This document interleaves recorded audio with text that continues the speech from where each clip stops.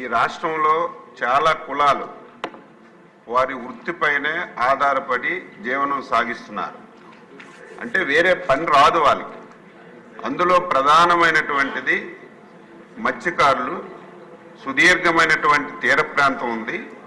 వాళ్ళు ఎప్పుడు కూడా చేపలు వేట చేసి వారి మీదే బతుకుతున్న విషయాన్ని ఒకసారి గుర్తు చేస్తున్నాను.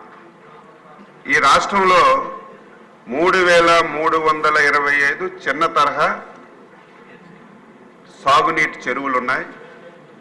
23,920 గ్రామ పంచాయతీ చెరువులు ఉన్నాయి. 118 రిజర్వాయర్లు ఉన్నాయి. అధ్యక్ష, పెద్దలు వ్యవస్థాపక అధ్యక్షులు ఎన్టీ రామారావు గారు ఈ చెరువులన్నింటినీ కూడా మత్స్యకారుల సొసైటీలకు ఇచ్చి ఆ చెరువుల్లో వేసుకోవడానికి చేప పిల్లలు కూడా ఉచితంగా ఇచ్చి వారి జీవన విధానాన్ని పెంపొందించడానికి ఆ రోజు తెలుగుదేశం ప్రభుత్వం ఒక మంచి నిర్ణయం తీసుకుంది. అధ్యక్ష, ఆ తరువాత ఏ ప్రభుత్వం వచ్చినా ఏ ముఖ్యమంత్రి వచ్చినా దాన్ని కొనసాగిస్తూ వచ్చారు. దురదృష్టవశాత్తు గత 5 సంవత్సరాలు ఈ రాష్ట్రంలో అన్ని వ్యవస్థలు చిన్నాభిన్నమయ్యాయి. దాని గురించి నేను చెప్పదలుచుకోలేదు.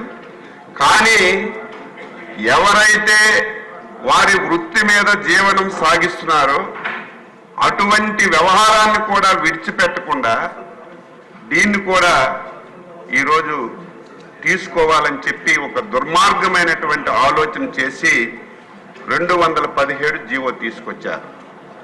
ఈ జీవో సారాంశం ఏంటి?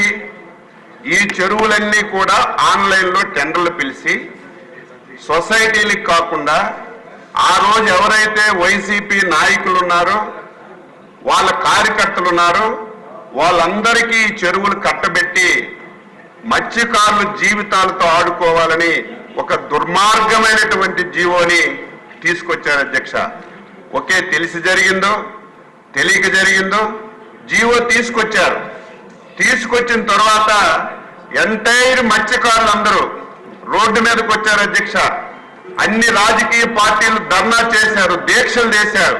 కనీసం మత్స్యకారు సంఘాలని పిలిచి ఈ జీవో వల్ల మీకేమైనా నష్టం జరుగుతుందా, ఈ జీవో వల్ల మీకేమైనా ఇబ్బంది ఉందా తెలుసుకొని ముందుకెళ్లవలసినటువంటి ప్రభుత్వం బాధ్యత రాహిత్యంగా ధర్నా చేసినటువంటి మత్స్యకారులపైన అక్రమైనటువంటి కేసులు పెట్టి రాజకీయ నాయకుల మీద కేసులు పెట్టి ఈ జీవో అమలు చేయడానికి ప్రయత్నం చేసింది. అధ్యక్ష, ఆ రోజు ఎన్డీఏ పార్టీలు చంద్రబాబు నాయుడు గారు, పవన్ కళ్యాణ్ గారు, బీజేపీ కలిసి ఎన్నికల్లో చెప్పాం, రేపు అధికారంలోకి వస్తున్నాం, మత్స్యకారులందరూ ధైర్యంగా ఉండండి, వచ్చిన వెంటనే ఈ జీవోని రద్దు చేస్తామని చెప్పి స్పష్టమైనటువంటి హామీ ఇచ్చాం.